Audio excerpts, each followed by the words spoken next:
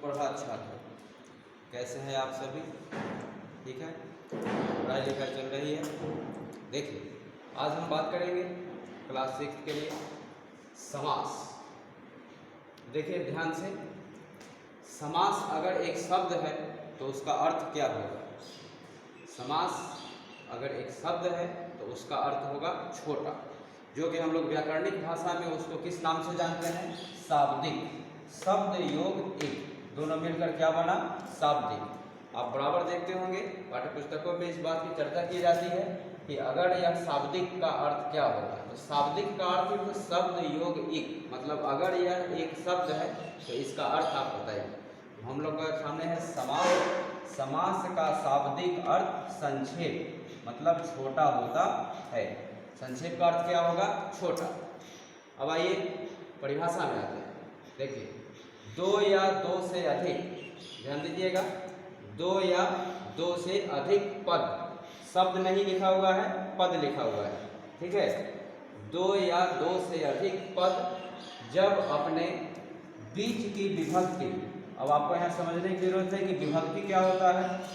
तो देखिए, कारक के चिन्हों को ही क्या कहा जाता है? विभक्ति कहा जाता है। इसका बहुत ज़्यादा स्वतंत्र प्रयोग संस्कृत व्याकरण में होता है। आपको यहाँ सिर्फ यह याद रखना है कि कारक का चिन्ह अगर कहीं दिखाई दे तो उसे आप विभक्ति के नाम से ही जानेंगे। देखिए, दो या दो से अधिक पद जब अपने बीच की विभक्ति को छोड़कर, किसको छोड़ा? विभक्ति को। विभक्ति को छोड़कर आपस में जुट जाते हैं, क्या होंगे? जुट जाएंगे, तो इस प्रक्रिया को समास कहते हैं। समास का अर्थ क्या होता है? छोटा। और जब कारक के चिन्हों को या विभक्ति को छोड़कर दो शब्द, दो पद आपस में जुटेंगे तो इस प्रक्रिया को समास कहेंगे। जैसे उदाहरण देखिए, रसोई के लिए घर। अब यहाँ पर के लिए जो लिखा हुआ है यह है कारक का चिन्ह। अब किस कारक का यह उदाहरण है? यह है संप्रदान कारक। आपको कारक का 8 नाम कर्ता से लेकर संबोधन तक याद रहना आवश्यक है, और उसके चिन्ह भी, ठीक है। रसोई के लिए घर, यहाँ पर के लिए जो है संप्रदान कारक का चिन्ह है, जो कि विभक्ति के नाम से जाना जाएगा। और रसोई और घर, यह दोनों आपस में जुटकर क्या बना दिए? रसोई घर। इसमें से क्या हटा? के लिए। अब देखिए, जैसे ही इस के लिए को हटाया गया, परिभाषा क्या कहता है हमारा कि बीच की विभक्ति को छोड़कर, यही विभक्ति को छोड़कर यह रसोई और यह घर दोनों आपस में मिलकर क्या बनाएगा? रसोई घर, ठीक है। अब यहाँ पर यह समासिक पद कहलाएगा और यह समासिक विग्रह कहलाएगा। विग्रह में कारक का चिन्ह या विभक्ति लगा हुआ रहेगा और समासिक पद में वह चिन्ह नहीं रहेगा, ठीक है। यहाँ पर मैंने लिख दिया है कि कारक के चिन्हों को विभक्ति कहते हैं। उसके आगे देखिए कि समास में पदों का मेल होता है, ठीक है। समास में पदों का मेल होता है, जबकि संधि में वर्णों का। याद आया संधि अध्याय? दो या दो से अधिक वर्णों के मेल से जो नया विकार उत्पन्न होता है उसे क्या कहते हैं? संधि। तो यह अंतर के, जब हम लोग अंतर देखेंगे दोनों में, समास और संधि में, उस समय यहाँ पर पढ़ा जाएगा। देखिए, समास में पदों का मेल होता है जबकि संधि में वर्णों का। आगे है कि समास के पद को जब अलग किया जाता है, ठीक है, तो वह समासिक विग्रह कहलाएगा। क्या कहलाएगा? समासिक विग्रह। जैसे देशभक्ति, दूसरा उदाहरण है देशभक्ति, एक साथ में लिखा हुआ है तो यह समासिक पद बना। और इसी देशभक्ति को अलग करना है, विग्रह करना है, तोड़ना है, तो इसमें किस कारक का चिन्ह सबसे ज़्यादा अच्छा उपयुक्त होगा, उसी को हम लोग इसमें प्रयोग करेंगे। तो देखिए, देश के लिए भक्ति, ठीक है, यह जो आगे दायां पक्ष जो लिखा हुआ है देश के लिए भक्ति, यह क्या बना? समासिक विग्रह। और देशभक्ति क्या बना? समासिक पद। दूसरा है इसी का कि जब समासिक विग्रह को एक कर दिया जाता है, मतलब उनको जोड़ दिया जाता है, तो इसे समासिक पद कहते हैं, ठीक है। जैसे देखिए, राजा का पुत्र बराबर राजपुत्र। अब बताइए तो राजा का पुत्र में कारक का चिन्ह कौन है? का किस कारक का चिन्ह है? संबंध कारक का चिन्ह है। का के की रा रे रे, ठीक है।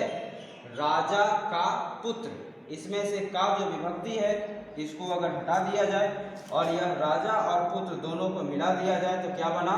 राजपुत्र। तो प्रश्न अगला निर्माण होगा कि इसमें राजा का पुत्र में समासिक पद कौन है और समासिक विग्रह कौन है? तो समासिक विग्रह क्या होगा? राजा का पुत्र, और समासिक पद क्या होगा? राजपुत्र। आगे आइए समास के भेदों पर। समास के प्रमुख कितने भेद होते हैं? 6 भेद होते हैं। देखिए, पहला नाम अव्ययी भाव। अव्यय यह एक पूर्ण अध्याय है अपने आप में। अयोग व्यय जिसका कोई परिवर्तन नहीं हो, ठीक है, उसे अव्यय कहते हैं। उसी पर हम लोग का यह नाम आया अव्ययी भाव समास।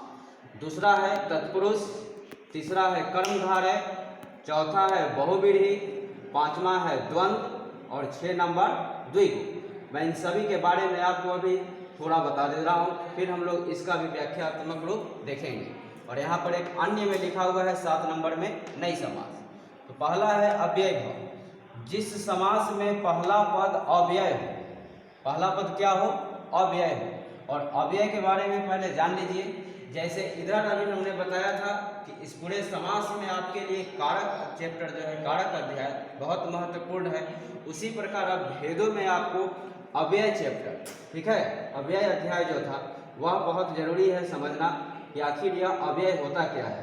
तो देखिए, संसार में जितने भी शब्द होते हैं, कुछ ऐसे शब्द होते हैं जो कभी नहीं बदलते हैं, जैसे दिन हो, रात हो, सुबह हो, शाम हो, यहाँ वहाँ, इधर उधर, आगे पीछे, जैसे जैसे जैसे तैसे तैसे बहुत से शब्द हैं जो कभी नहीं बदलते हैं किसी के भी अनुसार, चाहे वो लिंग हो, वचन हो, पुरुष हो, कारक हो, विभक्ति हो, समास हो, किसी के अनुसार जब वह नहीं बदले उसे ही अव्यय कहते हैं, ठीक है। तो इस समास में हम लोग को देखना यह है कि आखिर इसका उदाहरण क्या होगा, इसका परिभाषा क्या होगा, ठीक। तो इसका प्रथम पद, जिस समास का प्रथम पद अव्यय हो उसे अव्ययी भाव समास कहेंगे। मैं अभी लिखा नहीं हूँ, मैं इसको नेक्स्ट वीडियो में इसके बारे में हम लोग देखेंगे। दूसरा है तत्पुरुष समास। तो जिस समास में कारक के चिन्हों का प्रयोग हो उसे तत्पुरुष समास कहते हैं। जैसे अभी हम लोगों ने जितना इधर देखा था, देशभक्ति हो, रसोई घर हो, वे सभी तत्पुरुष समास के उदाहरण हैं। तीसरा है कर्मधारय। जिस समास में तुलना और तुलनीय, कंपैरिजन मतलब तुलना करना, और तुलना करने के लिए कम से कम 2 बिंब की आवश्यकता होती है, 2 वस्तुओं की आवश्यकता होती है, 2 प्राणियों की आवश्यकता होती है। तुलना अपने आप में नहीं होता है, तुलना के लिए किसी और का होना आवश्यक है।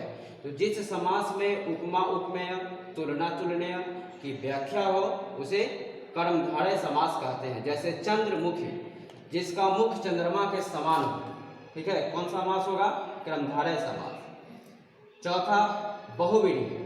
बहुव्रीहि के बारे में देखिए कि जिस समास में 2 पद मतलब प्रथम पद और दूसरा पद मिलकर कोई तीसरा पद बनाते हो और वह तीसरा पद विशेष अर्थ को धारण करता हो, वही बहुव्रीहि समास कहलाता है। एक उदाहरण पहले देख लीजिए इसका कि 10 योग आनन।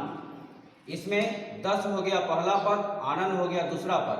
तो 10 और आनन के मिलने से तीसरा पद बना दशानन, और दशानन का एक विशेष अर्थ प्रकट क्या हुआ? रावण। मतलब दशानन का प्रयोग जब भी किया जाता है तो किसके लिए? रावण के लिए किया जाता है, ठीक है। किस समास का उदाहरण हो गया यह? बहुव्रीहि समास का। पांचवा है द्वंद्व समास। द्वंद्व का अर्थ होता है 2।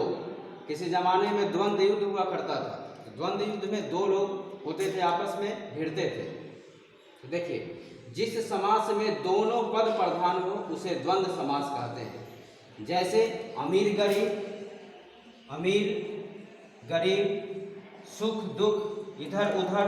इसका एक छोटा सा पहचान भी है कि दोनों शब्द जो होंगे वह एक दूसरे के विलोम होंगे, मतलब उल्टा होंगे। उसके बाद है 6 नंबर द्विगु समास। जिस समास में प्रथम पद संख्यावाची हो, वह किसी संख्या को बोध कराते हैं। जैसे पंचवटी, नाम सुने हैं, लंका में था पंचवटी। पंचवटी, त्रिलोकी, त्रि में पहला पद क्या है? त्रि हो गया संख्यावाचक, ठीक है। और अन्य में है नई समास। जिस समास में प्रथम पद नकारात्मक हो, नेगेटिव, ठीक है।